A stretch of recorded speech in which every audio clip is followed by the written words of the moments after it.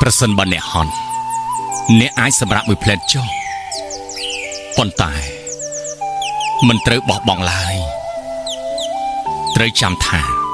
ភាពជោគជ័យពិតប្រាកដគឺមិនមែនបានដល់ងាយស្រួលនោះទេចូលសម្រាប់ដើម្បីប្រមូលកម្លាំងសារជាថ្មីខ្ញុំជឿថាអ្នកច្បាស់ជាអាចធ្វើបានគ្រប់យ៉ាងតាមតែអ្នកប្រាថ្នា